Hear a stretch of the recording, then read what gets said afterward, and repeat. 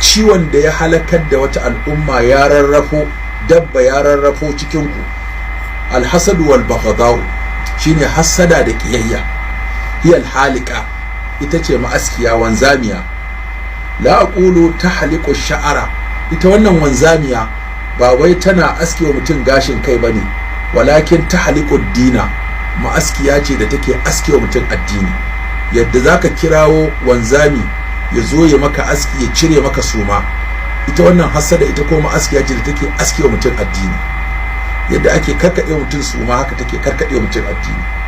Wallazi nafsi biyadihi la tadkhulul jannata hatta tu'minu, na rantse muku da girman Allah wanda rayuwata take hannunsa, ba za ku yi imani ba, ba za ku shiga aljanna ba sai kun yi imani.